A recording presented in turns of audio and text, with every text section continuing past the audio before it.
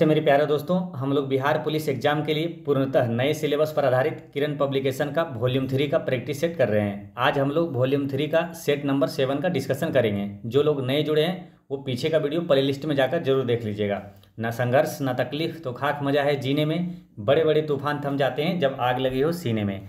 चलिए शुरू करते हैं। आज का पहला क्वेश्चन है, पहले हिंदी का स्टार्ट होता है, फिर आएगा आपका इंग्लिश का, फिर मैथ रीजनिंग और लास्ट में आएगा आपका साइंस और करंट अफेयर का। निम्नलिखित में से कौन सा शब्द कंचन का पर्यायवाची है? तो कंचन का पर्यायवाची है आपका कनक, है ना। कनक जो है कंचन का पर्यायवाची है। चंद्रमा का पर्यायवाची क्या होगा? चंद्र होगा। और काया का पर्यायवाची त्वचा होता है, और चांदी का हो जाता है रजत, है ना, सिल्वर जो होता है। नेक्स्ट है, जिसके पास कुछ ना हो। इस वाक्यांश के लिए उपयुक्त शब्द लिखिए। तो जिसके पास कुछ ना हो वो अकिंचन कहलाता है ना। जिसके पास कुछ ना हो वो अकिंचन कहलाता है। नेक्स्ट है, जिस शब्द का अर्थ सूर्य, पंडित, अंधा, शूरवीर आदि होता है तो किसका है? किस शब्द का अर्थ होता है? तो ये होता है सूर का, है ना। सूर का अर्थ होता है सूर्य, पंडित, अंधा, शूरवीर, ये सब होता है। ओ द्वितीय में कौन सा समास है? तो ओ द्वितीय में इसमें बहुब्रीसी समास है ना। ओ द्वितीय में बहुब्रीसी समास है। नेक्स्ट है, टोल्स्टॉय के घर में कहानी के अनुसार टोल्स्टॉय के पुस्तकालय में कितनी पुस्तकें थी? तो टोल्स्टॉय के जो पुस्तकालय में 23,000 पुस्तकें थी, ठीक है, 23,000 पुस्तकें थी। अब लियो टोल्स्टॉय जो है ना, इनसे गांधी जी काफ़ी प्रभावित थे, ठीक है। इनका एक प्रसिद्ध पुस्तक है वार एंड पीस, है ना, युद्ध और शांति। तो वार एंड पीस पुस्तक के लेखक कौन था? तो यही थे, लियो टोल्स्टॉय थे। नेक्स्ट है, तीव्र का विलोम शब्द है। तो तीव्र का विलोम शब्द होता है मंथर। तीव्र का विलोम शब्द क्या होता है? मंथर। नेक्स्ट है कि थका ऊंट सराय ताकता है, इस लोकोक्ति का सही अर्थ क्या है? ठीक है, थका ऊंट सराय ताकता है, इसका सही अर्थ है कि दिन भर की मेहनत के बाद घर की याद आती है ना। दिन भर की मेहनत के बाद घर की याद आती है। नेक्स्ट है कि कौन सा शब्द अर्थ की दृष्टि से अंक से संबंध नहीं है? तो अंक से संबंध नहीं है, कौन सा नहीं है? इसका ऑप्शन देखते हैं। अंक से संबंधित नहीं है, तो ये शब्द जो है अंक से संबंधित नहीं है ना, ये शब्द। नेक्स्ट है कि हजारी प्रसाद द्विवेदी किस निबंध के रचयिता है? तो हजारी प्रसाद द्विवेदी किस निबंध के रचयिता है? तो इसका करेक्ट आंसर है कि नाखून क्यों बढ़ते हैं, इसके रचयिता कौन है? हजारी प्रसाद द्विवेदी है, ठीक है। अच्छा, द्विवेदी से करंट अफेयर में अभी जो काफ़ी इम्पोर्टेंट क्वेश्चन है, करंट अफेयर में कुछ चेंज हुआ है जो द्विवेदी से याद आ रहा है आपको? तो एक है, नाम क्या है? उपेंद्र द्विवेदी। वो कौन है? वर्तमान में थल सेना के नए अध्यक्ष अभी जून 2024 में, लास्ट जून 2024 में ही ये बदला है मनोज पांडे के बाद। इनका ये भारतीय थल सेना के अध्यक्ष बने उपेंद्र द्विवेदी, है ना। तो ये याद रखना है करंट अफेयर में। नेक्स्ट है, आज प्राचार्य द्वारा मधुर गीत गाया गया, इस वाक्य का कर्तृक वाच्य में परिवर्तित रूप है। तो इसमें कर्तृ वाच्य में परिवर्तित रूप क्या है? तो आज प्राचार्य द्वारा मधुर गीत गाया। तो इसका करेक्ट आंसर है आज प्राचार्य ने मधुर गीत गाया, है ना। आज प्राचार्य ने मधुर गीत गाया। नेक्स्ट है, किस ग्रंथ को पढ़कर निराला तुलसीदास से प्रभावित हुए? तो तुलसीदास से प्रभावित हुए ये किस ग्रंथ को पढ़कर? तो इसका करेक्ट आंसर है रामचरितमानस को पढ़कर, ठीक है। ये निराला जो है तुलसीदास से प्रभावित हुए। तो ये तुलसीदास के बारे में याद रखना आपको। ना रामचरितमानस के लेखक कौन है? तुलसीदास। लेकिन रामायण का लेखक पूछे तो वाल्मीकि है, ठीक है। रामचरितमानस के लेखक तुलसीदास और रामायण के लेखक कौन है? तो वाल्मीकि है। नेक्स्ट है क्वेश्चन नंबर 12 है। इसमें क्या करना है? सब पढ़ने की जरूरत नहीं है आपको। वेस्ट एक्सप्रेस अगर दिख जाए तो इसका मतलब साइनो पूछ रहा है। तो वेनियल मतलब होता है क्या? वेनियल का मतलब होता है क्षम्य, है ना, क्षमा योग्य। तो इसमें पेर्डोनेबल मतलब भी होता है क्षमा योग्य। नेक्स्ट है, इसमें क्या पूछा? अपोजिट, है ना। तो अपोजिट बताता है विपरीतार्थक शब्द। डिफिडेंट मतलब क्या होता है? डिफिडेंट का मतलब होता है डिफिडेंट यानी संकोची होता है। अब कॉन्फिडेंट मतलब उसका उल्टा हो गया आत्मविश्वास। नेक्स्ट है, इसमें करेक्टली स्पेल्ड पूछे यानी सही शब्द पूछा, रॉन्गली स्पेल्ड पूछे तो गलत शब्द पूछा है। तो सही शब्द आपको बताना है। तो 4 आपको विकल्प में दिया जाता है। सही शब्द इसमें से कौन सा? अब मोनोलॉग लिखा है, तो मोनोलॉग कौन सा इसमें सही वाला है? तो मोनोलॉग इसमें ये वाला सही है, MONOLOGUE, बस ये वाला मोनोलॉग सही है। इसका मतलब होता है आत्मभाषण, है ना, एकांतवासी। नेक्स्ट है, इसमें क्या खाली जगह भरना है आपको, है ना, फिल इन द ब्लैंक से। तो व्हाट गुड फॉर्च्यून, है ना, I found the very thing I was, तो यहाँ पर आएगा इसका सुटेबल लुकिंग फॉर, है ना, व्हाट गुड फॉर्च्यून, क्या भाग्यशाली है कि I found the very things, मैंने पाया वही जो मैं ढूंढ रहा था ना, तो लुकिंग फॉर, है ना, I was looking for.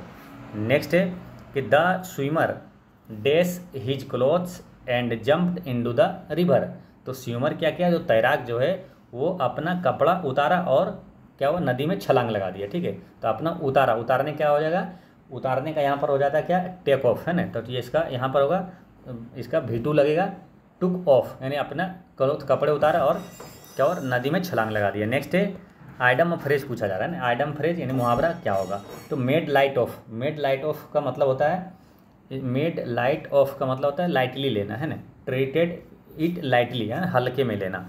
Next है वन वर्ड सब्स्टिट्यूट, है ना, तो वन वर्ड सब्स्टिट्यूट पूछा जा रहा है अनेक शब्दों का एक शब्द, ए रफ वायलेंट अ ट्रबलसम पर्सन, यानी क्या, रफ भी वायलेंट मैंने हिंसक कार्य है, और ट्रबलसम समस्या देने वाला उसमें, तो उस टाइप का आदमी क्या है, चिड़चिड़ा मनुष्य होता है ना, तो ये इसका करेक्ट आंसर हो जाएगा ऑप्शन नंबर 1, है। टारटार का मतलब होता है चिड़चिड़ा व्यक्ति।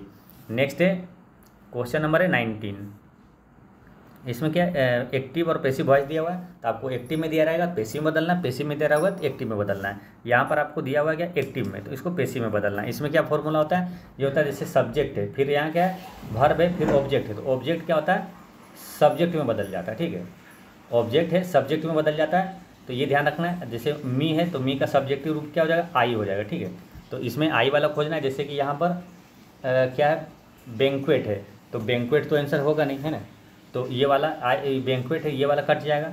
फिर आगे है आई वाज सब में है, लेकिन आई बिल जहाँ रहेगा वो नहीं होगा, जैसे कि आई वाज है क्योंकि प्रेजेंटेड V2 है, इसका क्या वाज में बदलेगा, तो ये बिल दिया हुआ ये भी नहीं होगा, ठीक है ना, ये 2 कट गया। अब बच गया क्या, I was opened on 27th birthday A banquet bye हर, ठीक है, तो इसमें क्या, I was presented A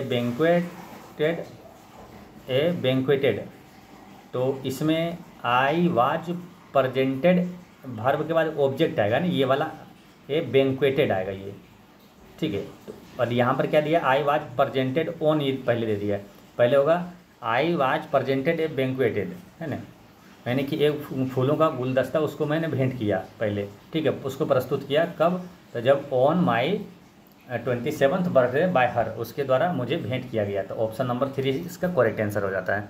next है, इसमें क्या है कि डायरेक्ट इनडायरेक्ट में बदलना, ठीक है, तो डायरेक्ट में है इनडायरेक्ट में बदलना है। तो Mahesh said to the interviewer, sir I was in charge of the production unit at my previous office, ठीक है, तो इसका इनडायरेक्ट में क्या होगा, देखिए महेश सेड है, तो इसमें क्या होगा, Mahesh said to the interviewer, said to का बदलेगा क्या, बदलेगा ये टोल्ड में, है ना, सेड टू का ये जो चेंज होता है ये टोल्ड में, तो Mahesh said told the interviewer, ठीक है, उसके बाद इंटरव्यूअर, उसके बाद क्या आएगा, जो आगे रहता है, जैसे आई है फर्स्ट पर्सन है, तो first person change into subject, first person जो है वो सब्जेक्ट के अनुसार बदलेगा, ठीक है, तो I was in charge of the production, तो यहाँ पर क्या होगा,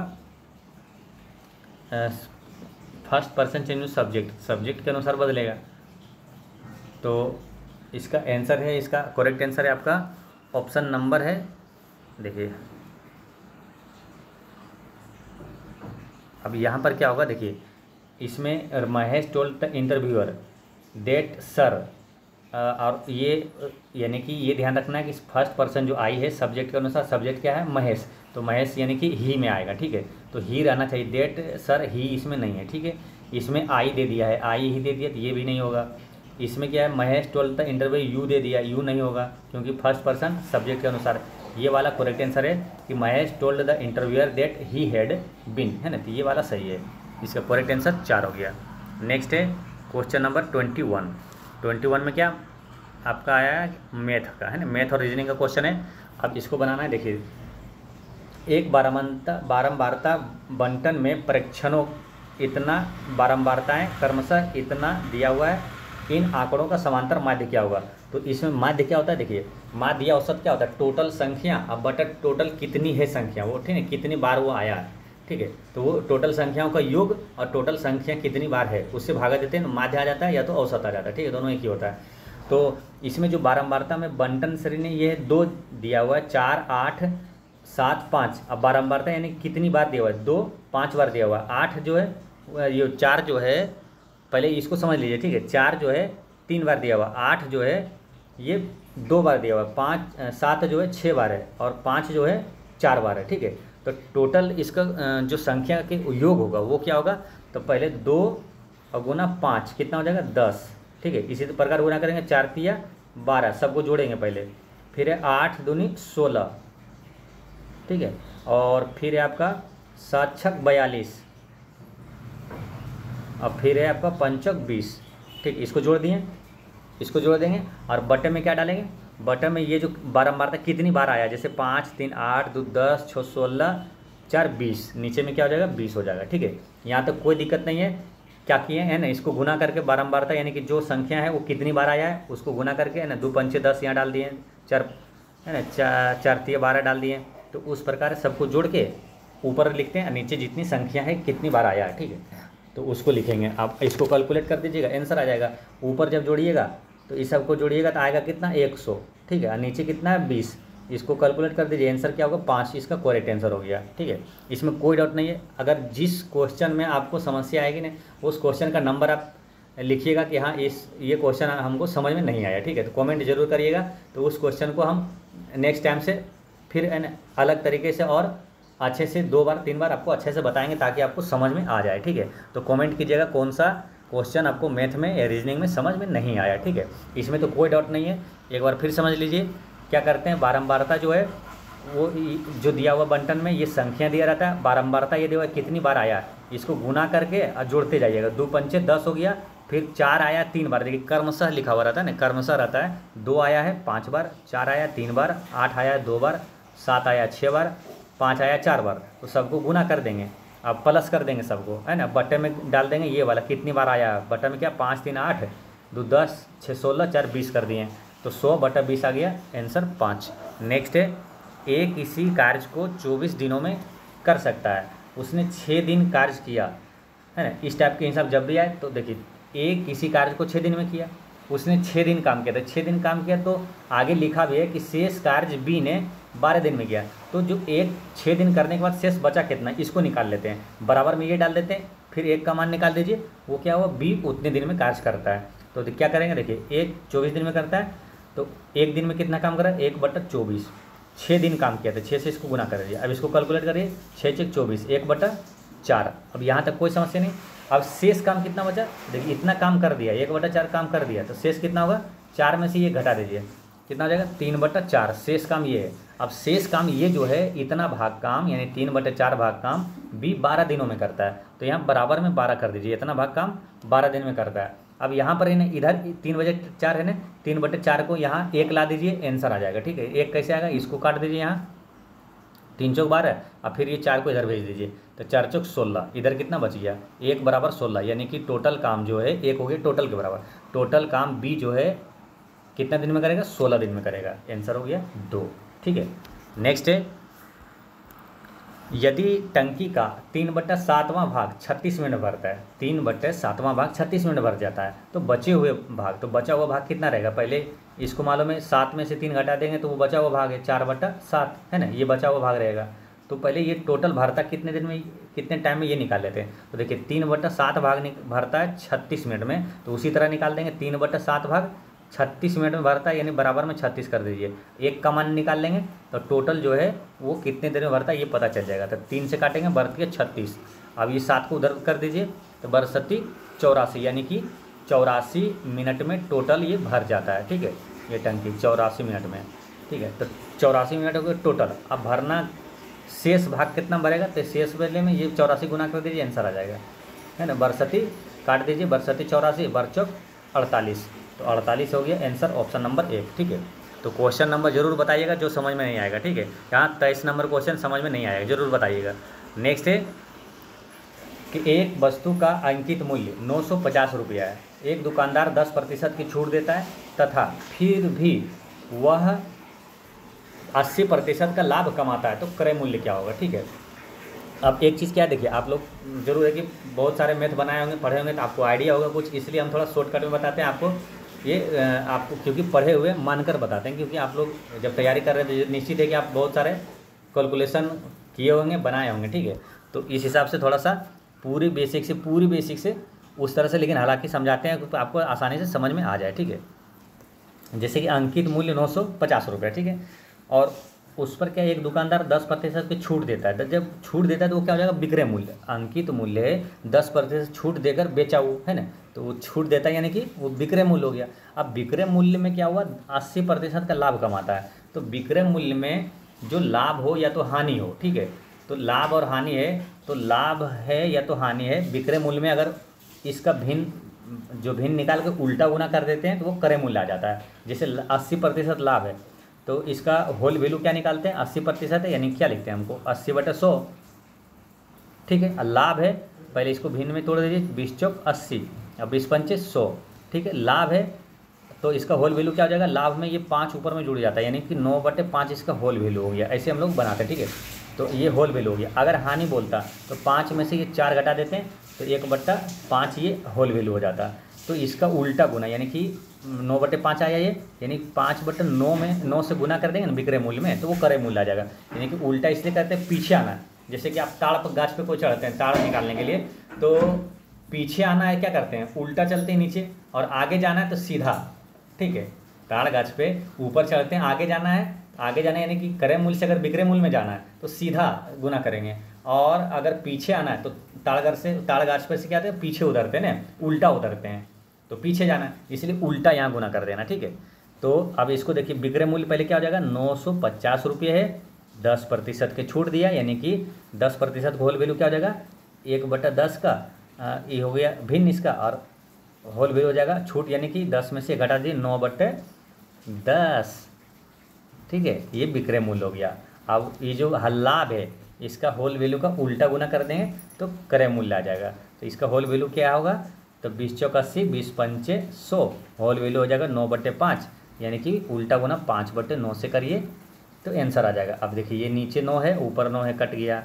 एक शून्य से नहीं काटिए, पहले इसको ऐसे काटिए, 5 दूनी 10, 2 से कट गया। अब 950 का 2 से भागा दीजिए तो 950 का आधा क्या हो जाएगा, 475 इसका करेक्ट आंसर हो गया। ठीक है, अब इसमें तो निश्चित रूप से समझ में आ गया होगा। ठीक है, अगर फिर भी समस्या है तो क्वेश्चन नंबर जरूर बताइएगा कि ये वाला समझ नहीं आया।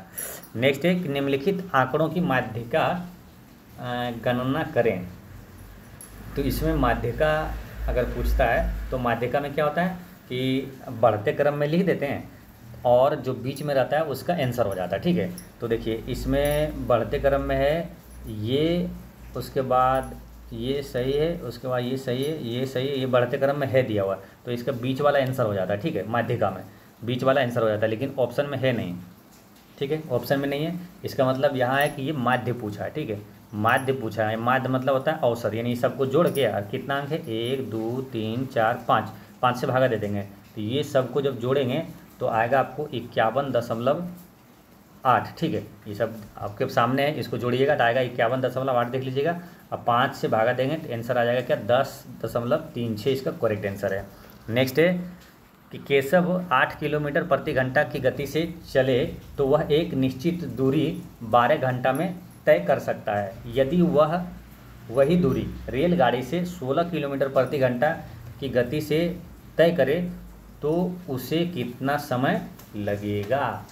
तो देखिए क्या पूछा लास्ट में कि यदि वही दूरी रेलगाड़ी से 16 किलोमीटर प्रति घंटा से तय करे, वही दूरी, तो दूरी पहले निकालते हैं क्या दूरी है, तो क्या हुआ दूरी, केशव 8 किलोमीटर प्रति घंटा की गति से चला और वो निश्चित दूरी 12 घंटा में तय किया, तो वो दूरी क्या होगा, दूरी बराबर क्या होता है, चाल गुना समय।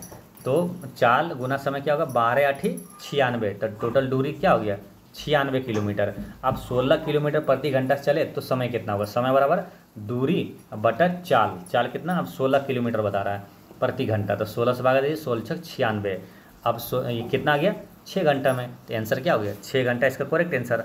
अब इसमें कोई दिक्कत नहीं है ना। आंसर आ गया 6। नेक्स्ट है कि एक धनराशि ब्याज की किसी वार्षिक दर से 7 वर्ष के लिए साधारण ब्याज पर निवेश की जाती है। यदि ब्याज दर 8% से बढ़ा दी जाए तो ब्याज इतना रुपये बढ़ जाएगा। देखिए रुपया में अगर दिया हुआ कि इतना बढ़ जाए, अब परसेंटेज में भी निकाल लेंगे कितना बढ़ गया, दोनों बराबर कर दिए, 100% निकाल दीजिए, आंसर आ जाएगा। तो रुपया में इतना बढ़ा तो परसेंटेज में कितना बढ़ा, देखिए 7 वर्ष के लिए यदि ब्याज दर 8% बढ़ा दी जाए, यानी कि अगर 8% बढ़ाएंगे तो 7 वर्ष में कितना बढ़ जाएगा, 7 8 56% बढ़ जाएगा। तो 56% बराबर क्या है, ये 100% का मान निकालिए, आंसर आ जाएगा। तो 56% बराबर है, तो 100% बराबर क्या होगा, 56 नीचे कर दीजिए और गुना 100। ठीक है, अब इसको काट दीजिए तो 7 से ही कटेगा, 7 8 56, फिर इसको काटिए 7 तिया 21 और बचेगा 1 और 4 14, 7 दूनी 14, ये कट गया। अब इसको काटिए 8 चौक 32, यहाँ 4 और 0 आया 40। अब टोटल शून्य कितना हो गया, 2 और 1 3, 4 पर 3 शून्य, आंसर क्या हो गया, ऑप्शन नंबर 2 इसका करेक्ट आंसर हो गया। नेक्स्ट है क्वेश्चन नंबर 28।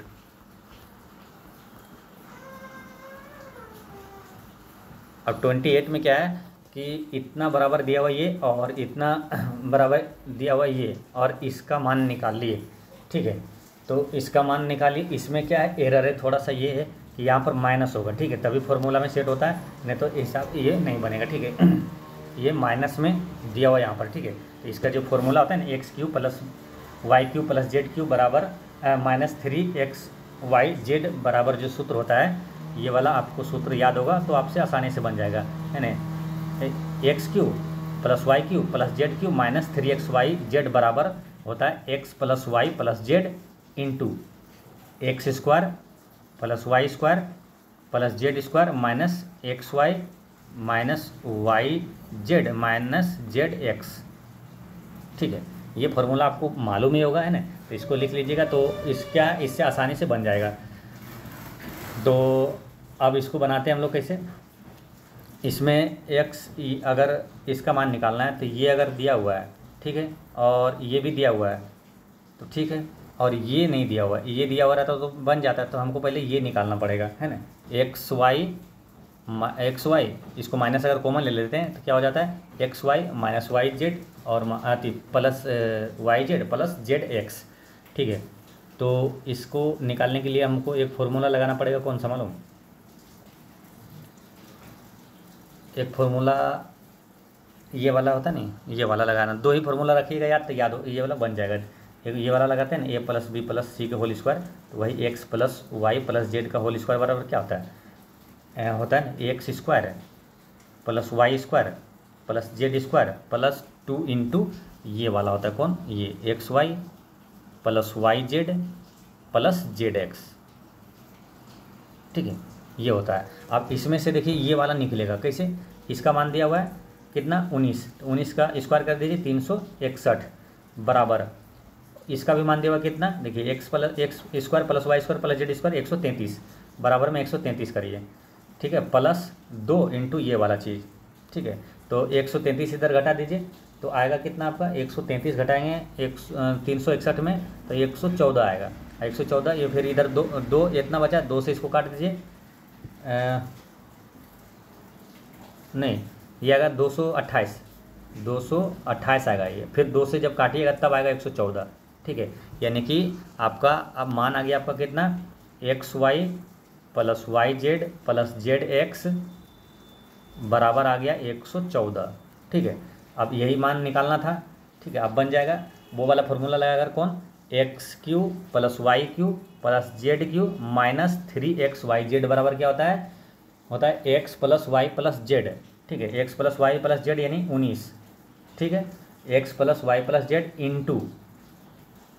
इंटू क्या होता है, X square plus Y square plus Z square, तो ये वाला है ना, तो 133। अब माइनस कॉमन ले लीजिएगा, माइनस में होता है क्या, x y minus y z minus z x, लेकिन माइनस अगर कॉमन ले लीजिएगा तो ब्रैकेट में आएगा यही वाला x Y plus z y plus Z x जी, इसका मान कितना देवा 114।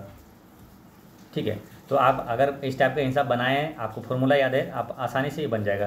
तो 114 और 133 का अंतर क्या हो जाएगा, ये हो जाएगा 9 4 4 13, है ना, 10 3 13 में से 4 गया 9 यानी 19 आएगा। ठीक है, तो 19 और गुना 19, 19 का स्क्वायर क्या आ जाएगा 361, इसका करेक्ट आंसर है। नेक्स्ट है त्रिभुज ए बी सी में B A C समद्विभाजक A D है। ठीक है, त्रिभुज ए बी सी में ए बी सी में है ना, इसका बी ए सी यानी कि इसका है ना बी ए सी यानी कि इसका जो है ना ए डी समद्विभाजक है समद्विभाजक है ये। ठीक है, दो बराबर भागों में इसको बांट रहा है। ठीक है, फिर बी सी जो है डी पर मिलता है, तो बी सी से है ना बी सी से ये ए डी डी यहाँ पर मिलता है। ठीक है, और अगर ए सी 21, अगर ए सी यहाँ 21 दिया हुआ है और बी सी 12 यानी टोटल ये 12 दिया हुआ है। ठीक है, और बी डी की लंबाई डी सी से 2 सेंटीमीटर कम है, यानी कि जो बी डी की लंबाई है ये वाला। ठीक है, और डी सी की लंबाई है जो इससे 2 सेंटीमीटर ये कम है। ठीक है, और टोटल कितना दिया हुआ है 12 दिया हुआ है, यानी कि 2 सेंटीमीटर किससे कम है डी सी से, तो डी सी मान लीजिए एक्स। ठीक है, तो बी डी कितना हो जाएगा एक्स माइनस 2, 2 कम है। अब इसको जोड़ के टोटल कितना दिया हुआ है 12, तो 2x माइनस 2 बराबर दिया हुआ कितना 12, 2 इधर आइए तो 14 और 2 से काटिए यानी x का मान आ गया क्या इतना 7, x का मान 7 और ये 2 कम है यानी x ये 5 हो गया, 7 और 5 हो गया। ठीक है, अब क्या पूछा है कि ए बी की लंबाई क्या है ना, ए बी की लंबाई यानी कि ये वाला लंबाई पूछा है। ठीक है, ये वाला लंबाई पूछा है, तो देखिए इसमें अगर ये द्विभाजक है तो इसमें क्या होगा रेशियो मालूम, ए सी बटा ए बी। उसी प्रकार ए बी या तो इधर कर सकते हैं ए बी बटा ए सी ये वाला भुजा, और बराबर में आप लिख सकते हैं बी डी बटा डी सी। ठीक है, बी डी बटा डी सी, क्योंकि ये भुजा बराबर भागों में ये दोनों भुजा को बांट रहा है। ठीक है, तो ए बी क्या है, ए बी का मान नहीं दिया हुआ, ए बी का मान निकालना है। ठीक है, तो ए बी बटा ए सी कितना दिया हुआ है 21 बराबर बी डी ये वाला। देखिए इधर वाला एक भुजा लिए तो पहले इधर वाला लेना है। ठीक है, ए बी ऊपर लिए तो ये बी डी इधर लेना है, ये वाला त्रिभुज वाला। ठीक है, ए बी डी वाला, तो बी डी का मान कितना है, बी डी का मान दिया हुआ आपका 5 है ना, 5 आया है, और डी सी का मान है 7। अब इसको कैलकुलेट करिए, ए बी का मान निकल जाएगा, 7 से इसको काटिए 3 बार में 7 21 और 3 इधर गुना कर दीजिए, 3 5 15, तो ए बी का मान कितना हो गया 15 हो गया है ना। तो इसका करेक्ट आंसर हो जाएगा ऑप्शन नंबर 2 इस 15 हो गया। ठीक है, ये भी हिसाब आपको समझ में आ गया होगा, अगर नहीं आया तो आप कमेंट में ज़रूर बताइएगा। नेक्स्ट है 10x बराबर कोट इतना दिया हुआ है 60 डिग्री प्लस 6x दिया हुआ है, तो x का मान क्या होगा। ठीक है, देखिए एक चीज़ होता है कि आप पढ़े होंगे जो 10 90 माइनस थीटा बराबर क्या होता है कोट थीटा, उसी प्रकार साइन जैसे होता है साइन 90 माइनस थीटा बराबर कोस थीटा होता है, तो वही कोट इसको है ना 10 में बदल सकते हैं हम लोग, क्या लिख सकते हैं कोट 90 माइनस ये थीटा बराबर क्या हो जाएगा 10 90 माइनस थीटा लिखाएंगे तो यही फिर हो जाएगा। ठीक है, 10 90 माइनस थीटा बराबर क्या होता है कोट थीटा, तो ये कोट थीटा दिया हुआ है तो इसको लिख सकते हैं 10 90 माइनस ये लिख सकते हैं। ठीक है, 90 माइनस ये यानी कि माइनस में क्या है 60 और माइनस 6x। ठीक है, अब इसको कैलकुलेट करिए 10 90 में से ये गया 30 और माइनस 6x। ठीक है, अब देखिए 10 से ये 10 चला गया। ठीक है, अब कितना बचा x इधर बचा यानी कि x बराबर में कितना 30 माइनस 6x, अब 6x इधर आ जाएगा 7x बराबर 30, x का मान कितना हो जाएगा 30 बटा 7, 30 बटा 7 है ना, 30 डिग्री। ऑप्शन नंबर 2 में इसका करेक्ट आंसर हो गया। ठीक है, नेक्स्ट है क्वेश्चन नंबर 31 है रीजनिंग का है, इसमें क्या किया 4 2 6 फिर 1 2 3 और 13 2 15, 2 2 बढ़ाया, फिर इधर करेंगे 16 2 18 और 5 2 7 और 14 2 16, 16 पर कौन है P है ना, तो इसका करेक्ट आंसर कौन सा हो जाएगा इधर 16 2 18 सही है ना, तो इसका आंसर हो जाएगा RGP, इसका करेक्ट आंसर ऑप्शन नंबर 1 हो जाएगा। नेक्स्ट है कि विषम अक्षरों को चुनिए, तो इसमें क्या है 1 4 5 4 9। ठीक है, 4 4 जुड़ा है, इसमें क्या क्या 16 4 20 4 24, ये इसमें 4 4 जुड़ा है, इसमें 7 4 3 4 7 4 11, ये भी उसी तरह है, इसमें क्या 13 4 17 4 21 होना चाहिए, लेकिन यहाँ 20 है तो इसका ये अलग है, आंसर 4 हो गया। नेक्स्ट है कि इसमें जो लुप्त संख्या है उसको पता करना है, तो a प्लस 5 6 5 11, 11 5 कितना हो जाएगा, तो 16। और फिर इसमें क्या है, 3 3 6, नहीं 3 और 5, ये सेकंड वाला 3 और 5 8, 8 5 13 और 13 5 18, यानी कि PR। इसका करेक्ट आंसर ऑप्शन नंबर 2 इसका आंसर हो गया। नेक्स्ट है कि दी गई आकृति में कितने त्रिभुज है, तो इसमें कितना त्रिभुज है ये बताना है।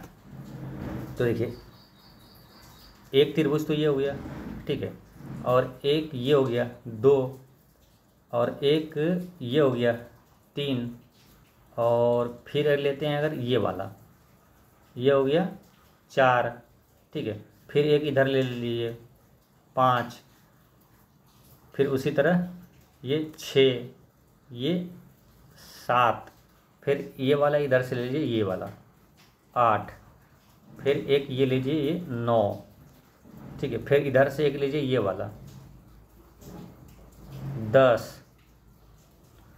ठीक है, ये 10 हो गया।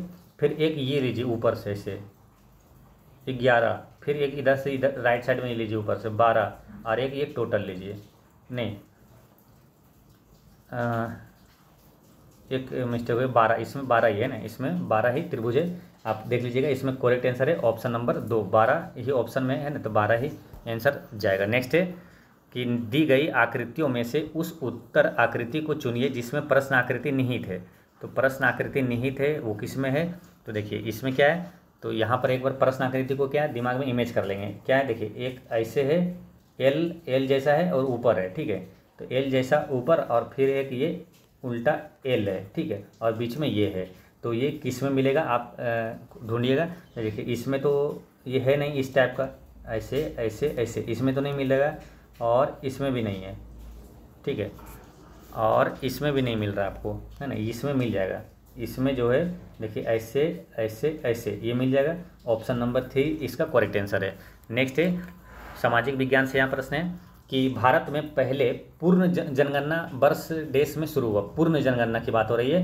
देखिए तो इसका 1881 में हुआ था, ठीक है, 1881 में लॉर्ड रिपन के समय पूर्ण जनगणना पूछे, या तो नियमित जनगणना की शुरुआत कब हुआ, जो 10-10 वर्ष में होने लगा, तो 1881 में ये शुरू हुआ, ठीक है। पहली बार जनगणना भारत में कब हुआ था, 1872 में हुआ था लॉर्ड मेयो के समय, ठीक है। तो ध्यान से सुनना है, आपको कई इंपॉर्टेंट जो प्रश्न आपको एक्स्ट्रा फैक्ट्स में बताएंगे, सारे प्रश्नों को आपको याद रखना है, ठीक है। तो अगर पूछे जाए कि भारत में पहली जनगणना कब शुरू हुआ, तो कब हुआ था, 1872 में लॉर्ड मेयो उस समय वायसराय था, ठीक है। और दूसरी जो नियमित जनगणना 1881 में लॉर्ड रिपन के समय हुआ। 1881 लॉर्ड रिपन का कार्यकाल 1880 से 84 है। लॉर्ड रिपन के समय में ही जो भारत में पहला कारखाना एक्ट अधिनियम कब लागू हुआ था, 1881 में लॉर्ड रिपन के समय ही लागू हुआ था, ठीक है। नेक्स्ट है, और ये जनसंख्या का सिद्धांत किसने दिया था मालूम, माल्थस ने दिया था, ये भी याद रखना है। नेक्स्ट है, निम्नलिखित में से कौन सी संसदीय समिति में राज्यसभा को कोई भी सदस्य नहीं होता है। तो मुख्य 3 समिति होता है, प्राक्कलन समिति और सार्वजनिक उपक्रम की समिति और लोक लेखा समिति, जिसमें कि केवल लोकसभा के 30 सदस्य होता है इसमें प्राक्कलन समिति में। इसमें राज्यसभा का सदस्य नहीं होता है। यही क्वेश्चन पूछा कि राज्यसभा का कोई सदस्य किसमें नहीं होता, इसमें नहीं होता, ठीक है। इसमें टोटल 30 सदस्य लोकसभा का होता है। इसमें कितना सदस्य होता है, तो 22 सदस्य होता है। इसमें कितना 15 होता है लोकसभा से और 7 होता है राज्यसभा से। फिर उसी प्रकार इसमें भी होता है 22 सदस्य होता है, 15 लोकसभा से और 7 राज्यसभा से सदस्य होता है, ठीक है। तो कुछ भी पूछे आप बता दीजिएगा। नेक्स्ट है, 1917 में महात्मा गांधी ने गुजरात के खेड़ा जिले में सत्याग्रह किसके समर्थन में किया था। तो इसका करेक्ट आंसर है, ये जो खेड़ा सत्याग्रह हुआ था किसका, तो ये हुआ था अथी था, खेड़ा सत्याग्रह जो हुआ था ना, ये हुआ था उन किसानों के लिए जो फसल की विफलता और महामारी से प्रभावित था, है ना। तो इसका करेक्ट आंसर ऑप्शन नंबर 4 हो गया, ठीक है। अब एक क्वेश्चन आता है कि खेड़ा सत्याग्रह कब हुआ था, तो 1918 में हुआ था, ये ध्यान रखना है, महात्मा गांधी के नेतृत्व में हुआ था। नेक्स्ट है कि वह ब्याज की दर जिस पर वाणिज्यिक बैंक अपनी लघु अवधि की ऋण जरूरतों को पूरा करने के लिए RBI से धन उधार लेता है को किस नाम से जाना जाता है। तो RBI से जो धन उधार लेता है कौन सा जो बैंक है, जो सामान्य बैंक है, तो वो कहलाता है, क्या वो कहलाता है, बैंक दर कहलाता है, ठीक है। याद रखना है, बैंक दर कहलाता है, ठीक है, ये ध्यान रखना है। अब RBI की बात आई, RBI से कई इंपॉर्टेंट क्वेश्चन है जो आपको हमेशा याद रखना चाहिए, एग्जाम में क्वेश्चन अक्सर आते रहता है। जैसे RBI की स्थापना कब हुआ, 1 अप्रैल 1935 में हुआ था, ठीक है। RBI की राष्ट्रीयकरण कब हुआ था, तो 1949 में हुआ था, ठीक है। RBI जो है भारत का केंद्रीय बैंक है, ठीक है। भारत का केंद्रीय बैंक कौन सा? रिजर्व बैंक ऑफ इंडिया यानी कि आरबीआई, ठीक है। और बैंकों का बैंक किसे कहा जाता है? आरबीआई को कहा जाता है। शाख नीति कौन जारी करता है? आरबीआई। मौद्रिक नीति कौन जारी करता है? तो आरबीआई करता है, ठीक है। आरबीआई का पहला भारतीय गवर्नर कौन था? सीडी देशमुख था। अभी वर्तमान में करंट अफेयर में याद रखना आपको, आरबीआई का गवर्नर कौन है? तो शक्तिकांत दास है। नेक्स्ट है क्वेश्चन नंबर 40। डैश बैंक अपने माइक्रो एटीएम टैबलेट के माध्यम से आधार आधारित लेनदेन के लिए आइरिस आंख की पुतली स्कैन प्रमाणीकरण सुविधा शुरू करने वाला देश का पहला बैंक कौन बन गया है? तो इसका करेक्ट आंसर है एक्सिस बैंक, ठीक है। ये आइरिस के द्वारा जो प्रमाणीकरण इसको सर्टिफाइड किया जाता है, ये एक्सिस बैंक अब ये शुरू किया है, ठीक है। तो एक्सिस बैंक इसका करेक्ट आंसर। अब आइरिस से क्वेश्चन याद रखना है कि आंखों में प्रवेश करने वाली प्रकाश की मात्रा को नियंत्रित कौन करता है? तो ये आइरिस ही करता है, ठीक है। इसका हिंदी में बोलते हैं परितारिका।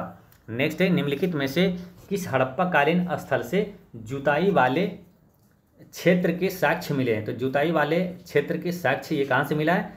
तो ये मिला है कालीबंगान से, ठीक है। कालीबंगा कहाँ है? तो ये राजस्थान में, ये याद रखना है। मोहनजोदड़ो से 2 प्रश्न आएगा, याद रखना है कि सबसे बड़ा जो अन्नागार है कहाँ मिला था? मोहनजोदड़ो में। सबसे बड़ा स्नानागार पूछे तो मोहनजोदड़ो से। मोहनजोदड़ो का अर्थ क्या है? तो इसका अर्थ होता है मृतकों का टीला होता है, ठीक है। याद रखना है मोहनजोदड़ो ये स्थान है कहाँ? तो ये पाकिस्तान में है, ठीक है। ये सारी चीज़ें याद रखना है। नेक्स्ट है कि प्लेट विवर्तनिकी के सिद्धांत संदर्भ में निम्नलिखित में से कौन सा कथन सही नहीं है?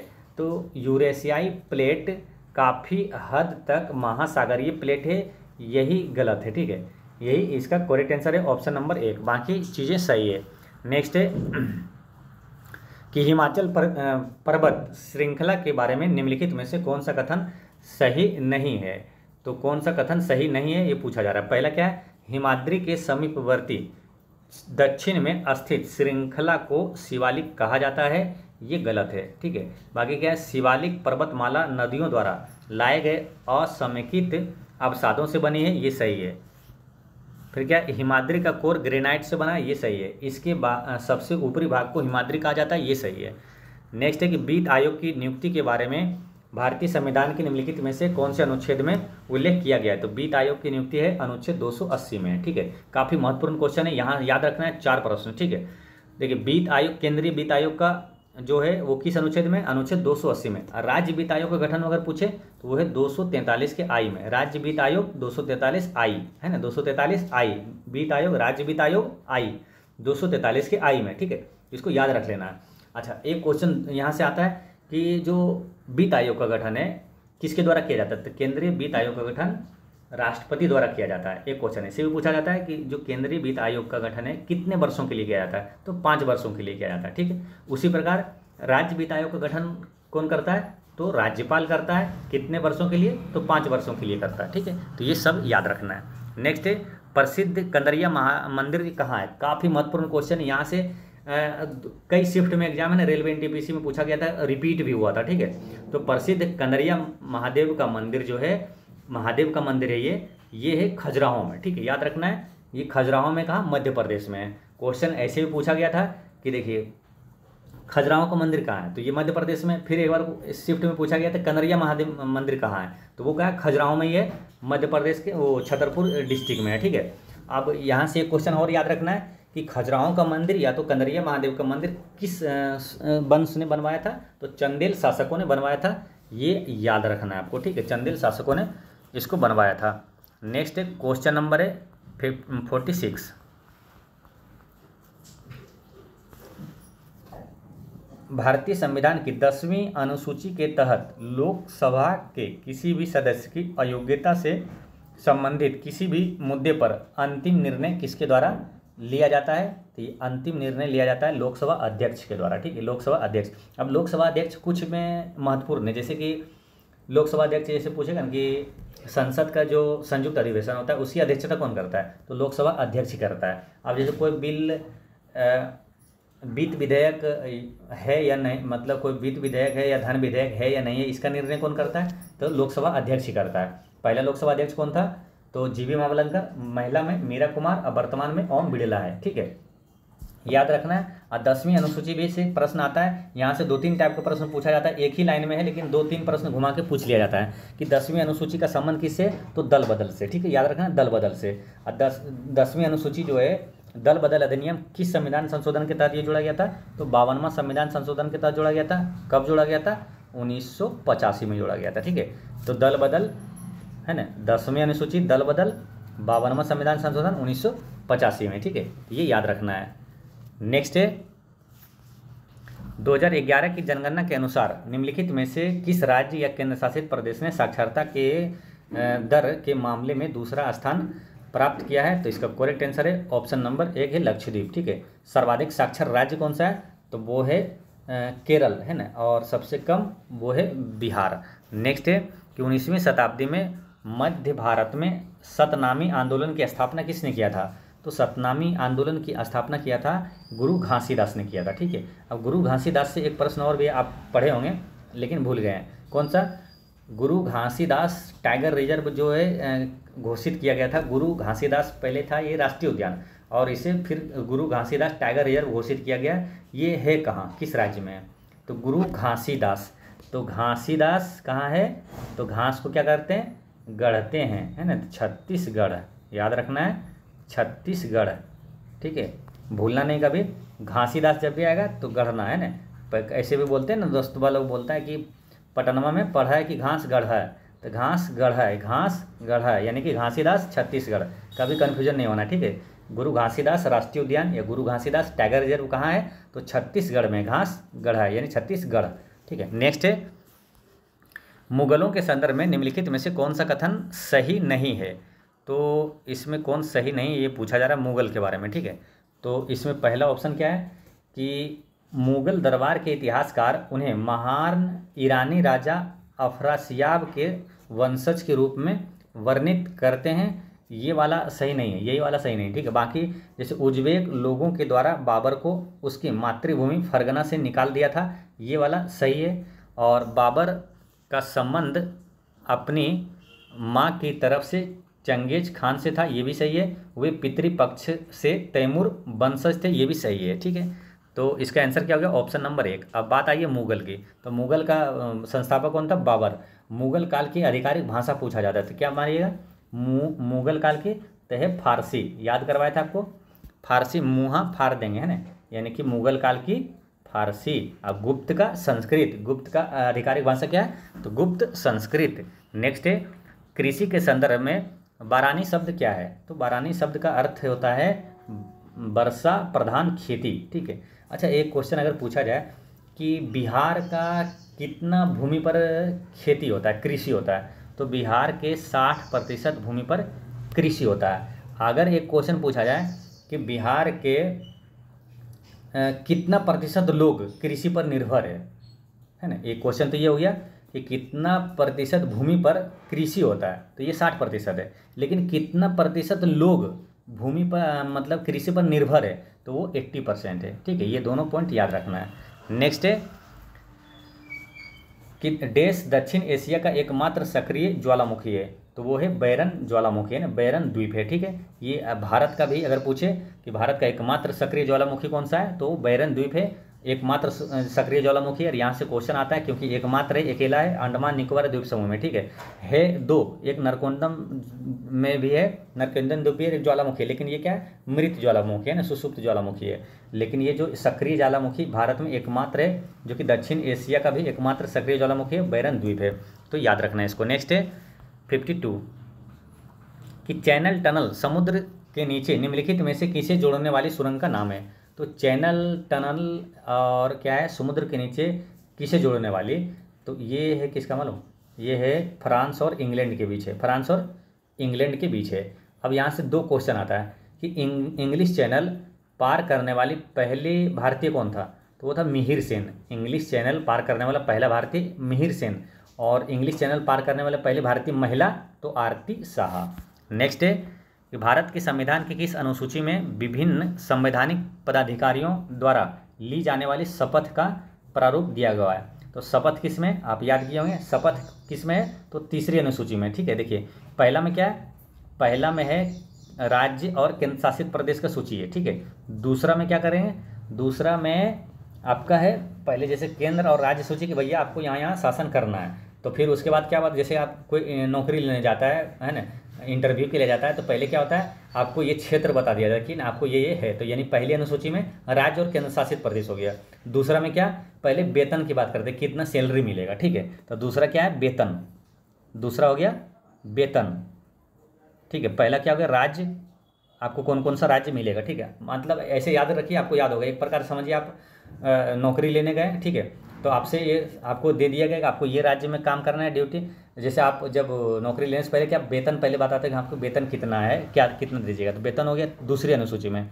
तीसरा में क्या है, फिर शपथ लेते हैं। जब बात जन जाती है तो शपथ लेते हैं कि चलो भैया हम यहाँ ड्यूटी करेंगे, तो शपथ लेते हैं। तीसरी अनुसूची में क्या हो गया, शपथ हो गया। फिर जब शपथ लेते हैं तो फिर आपको क्या है, सीट दे दिया जाता है, चलो आप बैठिए आप, ठीक है। मतलब आप इस पर बैठ के ड्यूटी करना है आपको, ठीक है। तो चौथा में क्या हो गया, फिर हो गया सीटों का बंटवारा है ना, राज्यसभा सभी मतलब कि राज्यसभा में सभी राज्यों के लिए सीटों का बंटवारा है, ठीक है। तो ये चार तो अच्छे से याद हो गया, ठीक है। क्या है, पहले क्या, राज्य आपको एरिया बांट दिया जाता है, फिर वेतन की बात करते हैं, फिर शपथ ले लेते हैं, फिर सीटों पर बैठ जाते हैं, सीटों का बंटवारा, ठीक है। तो अनुसूची 1 में राज्य और केंद्र शासित प्रदेश, अनुसूची 2 में वेतन, तीसरा में शपथ, चौथा में सीटों का बंटवारा, ठीक है। तो ये चारों एकदम हमेशा रट के रखना, ठीक है। उसके बाद रह जाता है क्या, इसमें पाँचवीं अनुसूची में क्या है कि अनुसूचित क्षेत्रों एवं जनजातियों का प्रशासन एवं नियंत्रण है, ठीक है। ये याद रखना है। और सबसे ज़्यादा प्रश्न पूछा जाता है, देखिए संविधान के मूल जो संविधान में था ना, वो 8 अनुसूची थे, बाद में 4 अनुसूची जोड़ा गया था। कौन, 8 के बाद 9, 10, 11, 12, ये चारों को हमेशा याद रखना है, ठीक है। कैसे याद रखना है, देखिए 8वीं अनुसूची, 9वीं और 11वीं, 10वीं, 8 तो है, 8वीं अनुसूची में भाषा है, ठीक है, वो तो याद है आपको, काफ़ी इंपॉर्टेंट पूछा भी जाता है। 8वीं अनुसूची में 22 भाषाओं का उल्लेख है, ठीक है। 9वीं, 10वीं, 11वीं, 12वीं, ये 4 बाद में जोड़ा गया था। तो 9वीं अनुसूची में क्या है, 9वीं में है भूमि सुधार संबंधी, ठीक है। 9वीं अनुसूची में भूमि सुधार संबंधी है। 10वीं में दल बदल, 2 से 10वीं, 2 से दल बदल, है ना। 10वीं अनुसूची दल बदल, 10वीं 10 दल बदल, 10वीं अनुसूची दल बदल। अब रही बात 11, 12, तो 11, 12 में क्या है, 11 में पंचायती राज और 12 में नगर पालिका। लास्ट में पंचायती राज 11वीं अनुसूची में जोड़ा गया था और पंचायती राज 12वीं अनुसूची के तहत जोड़ा गया था, ठीक है। तो ये याद हो गया। 9, 10, 9 में भूमि संबंधित और 10 में दल बदल, 11वीं पंचायती, 12वीं नगर पालिका, ठीक है। तो ये याद रखना है। नेक्स्ट है, समष्टि अर्थशास्त्र को एक अलग अनुशासन के रूप में स्थापित करने के लिए निम्नलिखित में से किसे जाना जाता है। तो समष्टि अर्थशास्त्र के ये जाना जाता है कौन, ये जॉन मेनार्ड कीन्स है ना, जॉन मेनार्ड कीन्स है। अर्थशास्त्र का जनक कौन है, तो एडम स्मिथ है। अर्थशास्त्र का नोबेल पुरस्कार 2023 में किसे मिला, तो क्लाउडिया गोल्डीन को मिला है। मुगल सम्राट देश ने आलमगीर की उपाधि धारण किया था, तो आलमगीर की उपाधि धारण किया था ये औरंगजेब, ठीक है। औरंगजेब ये किसकी हत्या करवाया था, तो सिख गुरु था कौन, तेग बहादुर, है ना, तेग बहादुर की हत्या करवाया था। और जहांगीर किसका, गुरु अर्जुन देव की हत्या, ये जहांगीर है ना, जहांगीर जो है ये गुरु अर्जुन देव की ये हत्या करवाया था और तेग बहादुर की औरंगजेब हत्या करवाया था, ठीक है। तो याद रखना है। अब रही बात, ये सबको मालूम, जो मकबरा है ना, ये पूछा जाता है कि इसका मकबरा कहाँ है। काफ़ी महत्वपूर्ण क्वेश्चन में पूछा जाता है कि अकबर का मकबरा कहाँ है, तो कैसे बताइएगा। देखिए अकबर का मकबरा आप याद किए हैं कहाँ, आगरा, ठीक है, लेकिन ऑप्शन में दे देगा सिकंदरा। तो ध्यान रखना है, इसका अकबर का मकबरा सिकंदरा में है, आगरा के पास है। यानी ऑप्शन कुछ भी दे टिक देना है, सिकंदरा भी दे या तो आगरा दे, ठीक है। आगरा के पास ही है सिकंदरा, तो सिकंदरा में इसका मकबरा है अकबर का। शाहजहाँ का मालूम है, जहाँ मुमताज़ का वहीं शाहजहाँ का है, कहाँ, आगरा में, ताजमहल में। और औरंगजेब का कहाँ है, औरंगजेब का मकबरा है खुलदाबाद में, ठीक है, वहीं पर है दौलताबाद भी है, ये कहाँ है, महाराष्ट्र में, ठीक है। तो ऐसे याद रख लेना है इसको, खुलदाबाद यानी दौलताबाद। याद रखना औरंगजेब के जेब में दौलत है, औरंगजेब के जेब में दौलत है, दौलत यानी दौलताबाद यानी खुलदाबाद में है। और बच गया कौन, जहांगीर भैया, तो जहांगीर बच गया। तो जहांगीर का मकबरा कहाँ है, इसका है मालूम कहाँ, लाहौर के पास शहादरा में है, ठीक है। तो लाहौर भी ऑप्शन दे, शहादरा दे, टिक कर देना है। इसको याद ऐसे रख लीजिए कि जहाँ गिरा वहीं शहीद हो गया, जहाँ गिरा वहीं शहीद हो गया, यानी कि शहादरा में है, यानी लाहौर के पास है शहादरा में जहांगीर का मकबरा।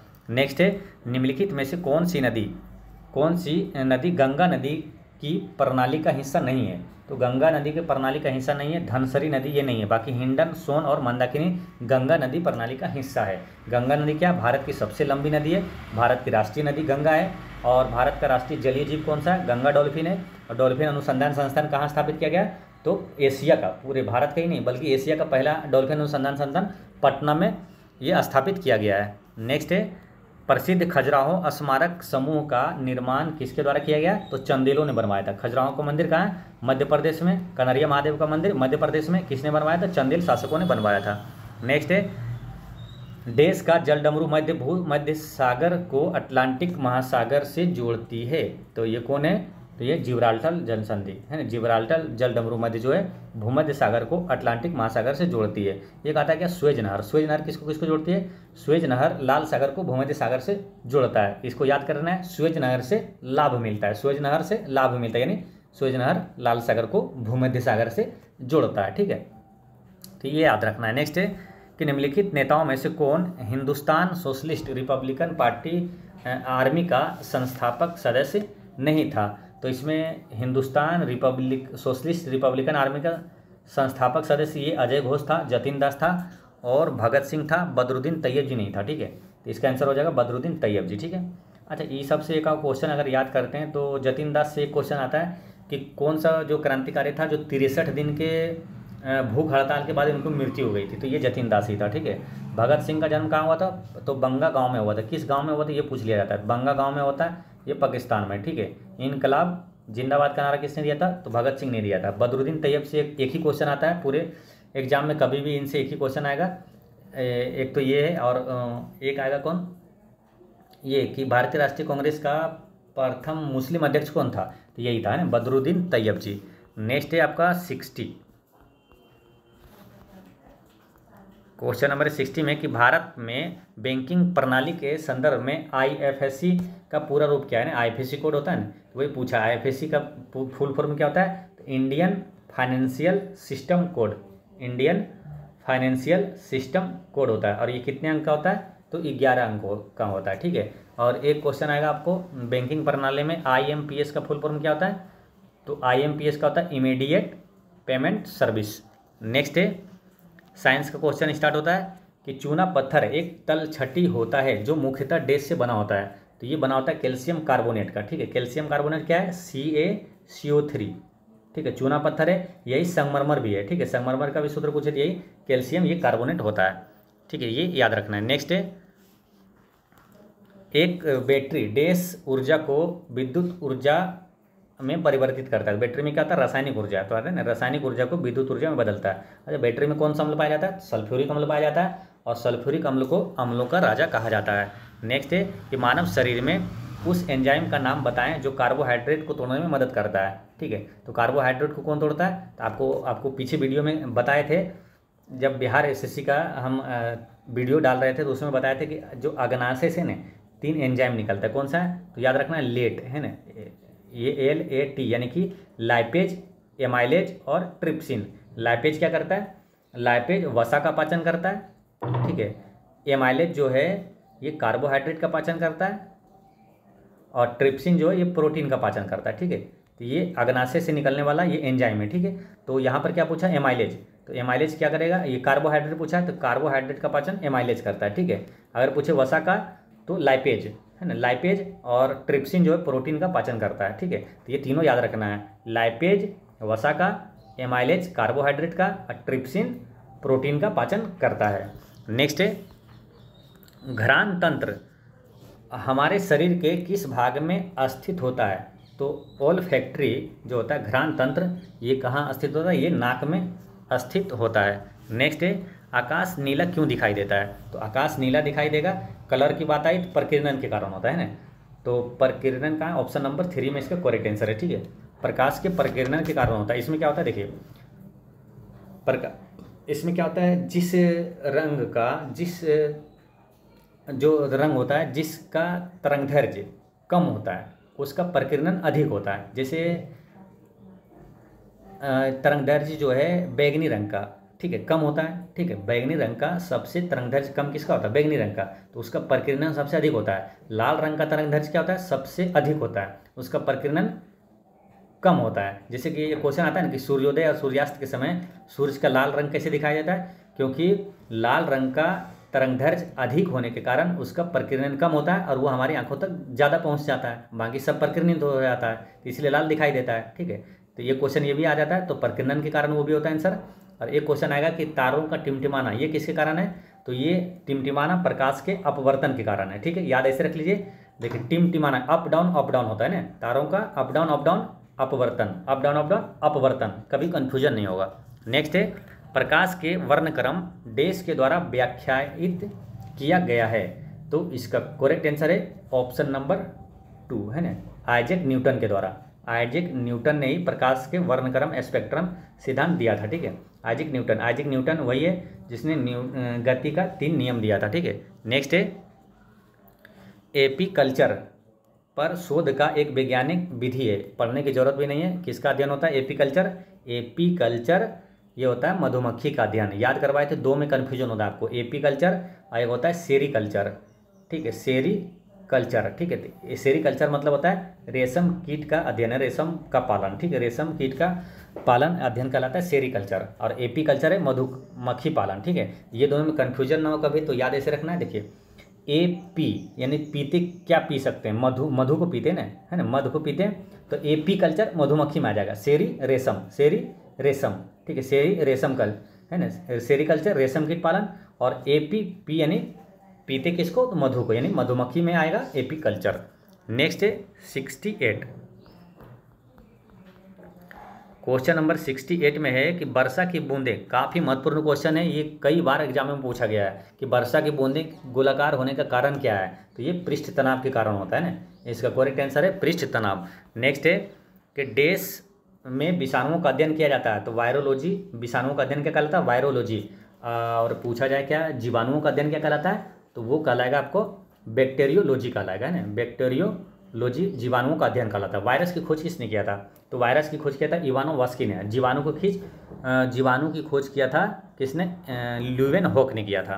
नेक्स्ट है कि मनुष्य के सुनने की सामान्य क्षमता कितनी है, तो सामान्य क्षमता होता है वो श्रव्य ध्वनि कहलाता है, वो 20 हर्ट्ज से 20,000 हर्ट्ज के बीच होता है ना, 20 हर्ट्ज से 20 किलो हर्ट्ज के बीच होता है, ठीक है। और एक होता है अपश्रव्य ध्वनि, अपश्रव्य क्या होता है 20 हर्ट्ज से कम होता है, और पराश्रव्य ध्वनि जो होता है 20,000 हर्ट्ज से अधिक होता है। और ध्वनि जो है सबसे अधिक तेज गति किसमें गमन करता है, तो ठोस में करता है, उससे कम होता है द्रव में, सबसे कम गति करता है गैस में, ठोस की बात हुई, ठीक है, मतलब ये ध्वनि की बात हुई। ध्वनि सबसे अधिक गति करता है ठोस में, याद रखना है, ये एग्जाम में हमेशा रिपीट होते रहता है, किसमें, ठोस में। ठोस में ऑप्शन अगर है इस्पात, तो वहाँ इस्पात में क्लिक कर देना है, ठीक है, ये हो गया। और ध्वनि मापने की इकाई क्या है, डेसिबल है, ठीक है। ध्वनि क्या, अनुधर्ज तरंग है, ध्वनि धैर्य यानी ध्वनि धैर्य यानी ध्वनि अनुधर्ज तरंग है। अब प्रकाश परस्त यानी प्रकाश अनुप्रस्थ तरंग है। प्रकाश क्या करता है, निर्वात में भी गमन करता है, और ध्वनि क्या है, निर्वात में गमन नहीं करता है, ये इसको माध्यम चाहिए, ठोस द्रव गैस इसमें ही गमन करेगा, ठीक है, तो ये ध्यान रखना है। नेक्स्ट है वर्गीकरण में 5 प्रजातियों की संकल्पना किसने की, तो ये किया था व्हिटेकर, है ना, रॉबर्ट व्हिटेकर, इसका करेक्ट आंसर रॉबर्ट व्हिटेकर। और वो 5 जगत कौन कौन सा ये किया था, तो वो भी ध्यान रखना है आपको, मोनेरा, प्रोटिस्टा, फंजाई, प्लांटी और एनीमेलिया, ठीक है, ये 5 भागों में ये विभाजित किया था। और ये कब किया था, 1969 में, 1969 में। और क्या हुआ था, तो इसरो की स्थापना कब हुआ था, 1969 में हुआ था।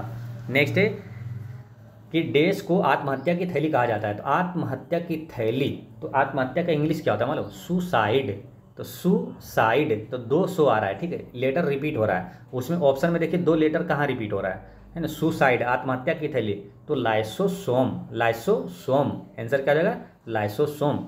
आत्महत्या दिमाग में ले आना क्या, सुसाइड, तो सुसाइड यानी लाइसोसोम, है ना, ऐसे याद रहेगा आपको, आप देखते के साथ एक्शन आंसर कर दीजिएगा, ठीक है। तो आत्महत्या की थैली यानी सुसाइड, लाइसोसोम, कन्फ्यूजन नहीं होगा ये तीनों में, ठीक है। नेक्स्ट है टिंडल प्रभाव का कारण है, तो टिंडल प्रभाव का कारण है क्या, तो टिंडल प्रभाव का कारण होता है ये प्रकाश का बिखराव, है ना, प्रकाश का बिखराव। नेक्स्ट है कि विटामिन B1 की कमी से होने वाला बीमारी कौन सा है, तो विटामिन B1 या तो बी की कमी से क्या होता है, बेरी रोग होता है, ठीक है। आपको सेट नंबर 5 में विटामिन के बारे में पूरे डिटेल से बताए हुए हैं, उसमें काफ़ी डिटेल से उसका डिस्कशन, एक एक क्वेश्चन सब बता दिए कि विटामिन से क्वेश्चन कुछ भी आपको छूटेगा नहीं, ठीक है। तो जो नहीं देखें जरूर देख लीजिएगा, तो यहाँ पर ज़्यादा नहीं बताएंगे, टाइम भी आपका कम है, इसलिए जैसे रिकेट्स रोग होता है किसके, विटामिन D की कमी से होता है। नेक्स्ट है कि वाटर हीटर का बनाने में किसका इस्तेमाल किया जाता है, तो वाटर हीटर में नाइक्रोम का इस्तेमाल किया जाता है, ठीक है, वाटर हीटर में हीटर का जो तार होता है किसका, नाइक्रोम का बना होता है। नेक्स्ट है क्वेश्चन नंबर 76। एंजाइम एक है, तो एंजाइम क्या, एक प्रोटीन होता है। एंजाइम एक प्रोटीन है जो जीवित सेल के लिए उत्प्रेरक का काम करता है। मनुष्य में निषेचन आमतौर पर डैश में होता है, तो निषेचन जो होता है फेलोपियन ट्यूब में होता है ना, फेलोपियन ट्यूब में होता है। नेक्स्ट है 78। किस रक्त समूह का व्यक्ति सर्वग्राही होता है। ये भी काफ़ी बार है ना, ये एग्जाम में रिपीट होता है। तो सर्वग्राही रक्त समूह किसे कहा जाता है, ए बी को, सर्वदाता ओ को। अब यह कि इसमें पूछा जाएगा कि ए बी में क्या नहीं पाया जाता है, तो जो रक्त समूह ए बी है इसमें एंटीबॉडी नहीं होता है। इसमें क्या होता है, एंटीबॉडी नहीं होता है इसमें, ठीक है।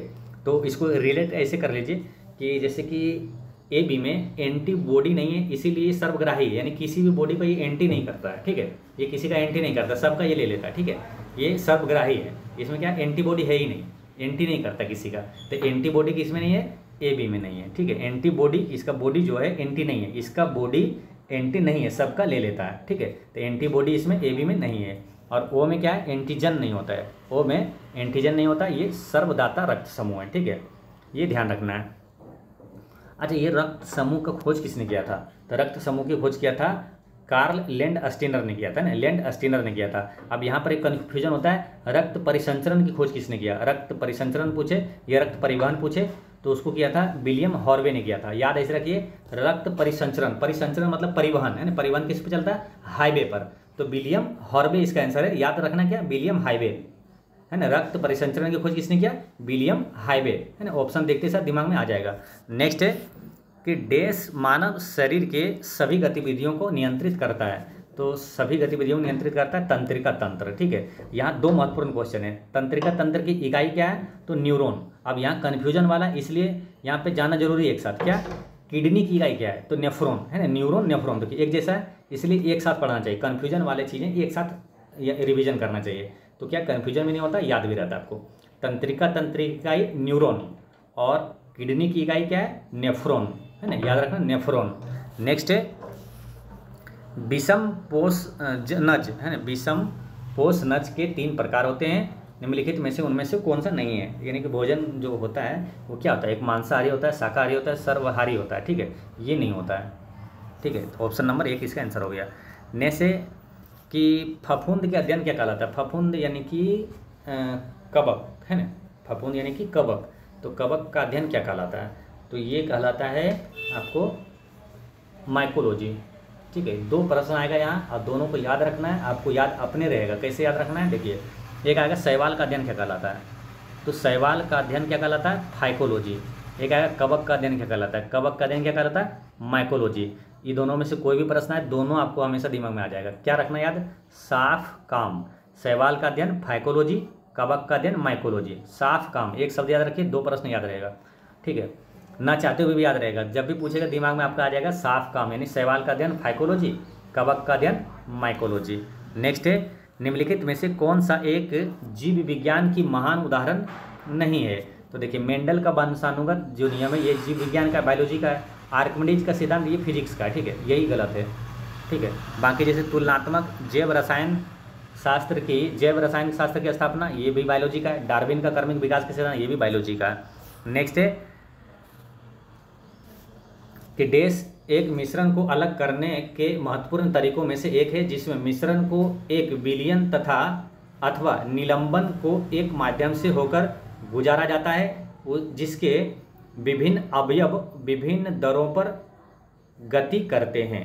तो इसका करेक्ट आंसर क्या हो जाएगा, कौन सा एक ऐसा मिश्रण है, मिश्रण को, तो वो है वर्ण लेखन क्रोमेटोग्राफी है ना। वर्ण लेखन क्रोमेटोग्राफी जो है ये एक मिश्रण को अलग करने के महत्वपूर्ण तरीकों में से एक है जिसमें मिश्रण को एक विलयन अथवा निलंबन को एक माध्यम से होकर गुजारा जाता है, जिसके विभिन्न अवयव विभिन्न दरों पर गति करते हैं। तो आंसर क्या हो गया, वर्ण लेखन। नेक्स्ट है क्वेश्चन नंबर 84। सल्फ्यूरिक अम्ल का आणविक द्रव्यमान है, तो सल्फ्यूरिक अम्ल का आणविक द्रव्यमान क्या होता है, तो इसका करेक्ट आंसर है ये होता है 82.07, 82.07। और सल्फ्यूरिक अम्ल का सूत्र क्या होता है, H2SO4 है ना, H2SO4 होता है, ठीक है। और सल्फ्यूरिक अम्ल बैटरी में कौन सा मुख्य अम्ल पाया जाता है, तो सल्फ्यूरिक अम्ल होता है। अम्लों का राजा किसे कहा जाता है, तो सल्फ्यूरिक अम्ल को कहा जाता है। कार्बन डेटिंग में एक कमजोर कार्बन 14 यानी कार्बन 14 अणु टूटता है और डैश में परिवर्तित हो जाता है, तो ये नाइट्रोजन जो है N14 में परिवर्तित हो जाता है ना, N14 में ये परिवर्तित हो जाता है। नेक्स्ट है आपका सामान्य ज्ञान और करेंट अफेयर का क्वेश्चन है कि ट्विडल शब्द निम्नलिखित खेलों में से किस खेल से जुड़ा हुआ है, तो ट्विडल जो है ये जुड़ा हुआ है टेबल टेनिस से, है ना। टेबल ट्विडल टेबल ट्विडल है ना, ट्विडल टेबल, देखिए दोनों में टोगो आ रहा है तो याद रहेगा, ट्विडल टेबल टेनिस से ये संबंधित है, ठीक है। अब टेबल टेनिस से ये संबंधित है। और एक क्वेश्चन याद रखना है आपको कि जो सात्विक साईराज है और चिराग शेट्टी और सात्विक साईराज रंकी रेड्डी है ना, यानी शेट्टी और रेड्डी, ये किस खेल से संबंधित है, तो ये बैडमिंटन से संबंधित है। इनको 2023 में जो मेजर ध्यानचंद खेल रत्न पुरस्कार दिया गया है, ठीक है। तो करंट अफेयर में आपसे पूछा जाएगा मेजर ध्यानचंद खेल रत्न 2023 का विजेता कौन है, तो चिराग शेट्टी है और सात्विक साईराज रंकी रेड्डी है ना। तो शेट्टी और रेड्डी ऐसे याद रखना है। और ये किस खेल से, बैडमिंटन खिलाड़ी है। नेक्स्ट है ढेंका निम्नलिखित भारतीय राज्यों में से किसका एक प्रसिद्ध संगीत वाद्य यंत्र है, तो किस राज्य का है ये, तो उड़ीसा का है ना। ओडिसी शास्त्रीय नृत्य भी उड़ीसा का है। उड़ीसा से याद रखना क्या, कोणार्क का सूर्य मंदिर का उड़ीसा में, पुरी का जगन्नाथ मंदिर का उड़ीसा में, और एक मंदिर कौन सा है, लिंगराज मंदिर का उड़ीसा में। सिमलीपाल राष्ट्रीय उद्यान कहाँ है, तो वो भी उड़ीसा में है। नेक्स्ट है कि राजा सांसी अंतर्राष्ट्रीय हवाई अड्डा कहाँ स्थित है, तो राजा सांसी अंतर्राष्ट्रीय हवाई अड्डा ये है अमृतसर में। अमृतसर कहाँ, पंजाब में है। स्वर्ण मंदिर कहाँ है, अमृतसर में, ये पंजाब में। नेक्स्ट है शब्द एड्रेस निम्न में से किस खेल से जुड़ा हुआ है, तो एड्रेस जो है ये गोल्फ खेल से जुड़ा हुआ है। नेक्स्ट है निम्नलिखित में से कौन फाइटर जेट पर लड़ाकू अभियानों को करने के लिए अर्हता प्राप्त करने वाली पहली महिला फाइटर पायलट बनी है, तो पहली महिला फाइटर पायलट बनी थी कौन, ये भावना कंठ बनी थी ना। इसका करेक्ट आंसर ऑप्शन नंबर 2 है, भावना कंठ। नेक्स्ट है 1903 में नोबेल भौतिकी का नोबेल पुरस्कार जीतने वाली पहली महिला कौन थी, तो पहली महिला जो मिला था इनको मैरी क्यूरी को मिला था, ठीक है। मैरी क्यूरी क्या एक ऐसे भी है शख्स जिनको 2 विषय में इनको 2 बार नोबेल पुरस्कार मिला, फिजिक्स और केमिस्ट्री दोनों में इनको नोबेल पुरस्कार मिला। मैरी क्यूरी ने ही रेडियम की खोज किया था, ठीक है। अब रही बात भौतिकी का नोबेल पुरस्कार, करंट अफेयर में निश्चित रूप से एग्जाम में आता है, काफ़ी इंपॉर्टेंट ये सब करंट अफेयर रहता है कि 2023 का जो है फिजिक्स में नोबेल पुरस्कार किसे मिला है, तो याद रखना है। आपको याद किए हुए एक बार रिवीजन कर लीजिए, ठीक है। एगोस्तिनी, फेरेंस क्राउन्स और एल ह्यूलियर, फिजिक्स का 2023 में नोबेल पुरस्कार मिला है 3 व्यक्ति को, पियरे अगोस्तिनी, फेरेंस क्राउस और एल ह्यूलियर, ये 3 लोगों को मिला है। नेक्स्ट है कि विश्व उच्च रक्तचाप दिवस कब मनाया जाता है, विश्व उच्च रक्तचाप दिवस ये कब मनाया जाता है, तो ये मनाया जाता है आपको 17 मई को मनाया जाता है, ठीक है। रक्तचाप मापने वाला यंत्र क्या कहलाता है, स्फिग्मोमेनोमीटर कहलाता है। रक्तचाप को किस ग्रंथि द्वारा नियंत्रित किया जाता है, तो एड्रिनल ग्रंथि यानी कि अधिभृत ग्रंथि द्वारा इसको नियंत्रित किया जाता है। किस हार्मोन द्वारा नियंत्रित किया जाता है, तो वेसोप्रेसिन हार्मोन द्वारा रक्तचाप को नियंत्रित किया जाता है, ठीक है। तो ये सभी काफ़ी इंपॉर्टेंट क्वेश्चन है, याद रखना है, ठीक है। और सामान्य मनुष्य का रक्तचाप जो होता है 120/80 होता है। नेक्स्ट है 93 में क्या पूछा है कि जैमिंग शब्द निम्नलिखित में से किस खेल से संबंधित है, तो जैमिंग शब्द जो है ये संबंधित है किस खेल से, तो ये तैराकी से संबंधित है, ठीक है। जैमिंग शब्द तैराकी खेल से संबंधित है। नेक्स्ट है श्रीलंका की सबसे लंबी नदी कौन सी है, तो श्रीलंका की सबसे लंबी नदी है महावेली नदी है, ठीक है। अच्छा सिंहली भाषा किस देश की मालूम, सिंहली जो है श्रीलंका की आधिकारिक भाषा है, ये याद रखना है। और श्रीलंका की सबसे लंबी नदी हो गया महावेली, और भारत की है गंगा, है ना, राष्ट्रीय नदी भी है भारत के, गंगा नदी। नेक्स्ट है कि झिझिया नृत्य का भारत के देश राज्य में जन्म हुआ था, तो झिझिया नृत्य ये कहाँ जन्म हुआ था इनका, तो अपना बिहार में हुआ था झिझिया नृत्य, विदेशिया भी बिहार में ही है। नेक्स्ट है कौन सा देश अंतर्राष्ट्रीय सौर गठबंधन ISA का 99वां सदस्य बन गया है, तो ये बना है कौन, स्पेन बना, ठीक है। अंतर्राष्ट्रीय सौर गठबंधन काफ़ी महत्वपूर्ण है, एकमात्र अंतर्राष्ट्रीय संगठन है जिसका मुख्यालय भारत में, मालूम अंतर्राष्ट्रीय सौर गठबंधन का मुख्यालय कहाँ है, भारत में किस राज्य में, तो ये हरियाणा के गुरुग्राम में है। नेक्स्ट है कि भारत ने 2023-24 में शीर्ष 10 व्यापारिक भागीदारों में से कितने के साथ व्यापार घाटा दर्ज किया है? तो इसका करेक्ट आंसर है ऑप्शन नंबर हो जाएगा 2, है ना, 9। ठीक है, 10 व्यापारिक भागीदारों में से 9 के साथ व्यापार घाटा दर्ज किया है। नेक्स्ट है कि FTII छात्रों की एक फिल्म ने फ्रांस में डेस कॉन्स फिल्म फेस्टिवल में लॉ सीनेफ पुरस्कार जीता है। तो इसका करेक्ट आंसर है 77वें, है ना। FTII छात्रों की एक फिल्म ने फ्रांस में 77वें कॉन्स फिल्म फेस्टिवल में लॉ सीनेफ पुरस्कार जीता है। ठीक है, फ्रांस में अभी क्या हो रहा है? फ्रांस में ही अभी फ्रांस के पेरिस में ओलंपिक 2024 कहाँ हो रहा है? तो फ्रांस में ही हो रहा है ना, पेरिस में, याद रखना है, भूलना नहीं है। ठीक है, नेक्स्ट है 2024 थाईलैंड ओपन बैडमिंटन चैंपियनशिप का पुरुष युगल खिताब किसने जीता है? तो ये वही दोनों खिलाड़ी है, काफ़ी इंपॉर्टेंट है, रंकी रेड्डी और शेट्टी। ऑप्शन नंबर 1 इनको 2023 का क्या है वो ध्यानचंद, मेजर ध्यानचंद, पहले इसका नाम था राजीव गांधी खेल रत्न पुरस्कार, अब इनका नाम बदल के रख दिया गया मेजर ध्यानचंद खेल रत्न पुरस्कार। किसको मिला है? तो ये रेड्डी और शेट्टी को ही मिला है। ठीक है, तो ये याद रखना है। और यही क्या, थाईलैंड ओपन बैडमिंटन चैंपियनशिप का पुरुष युगल खिताब जीता है 2024 का। नेक्स्ट है निम्नलिखित कथनों में से कौन सही है?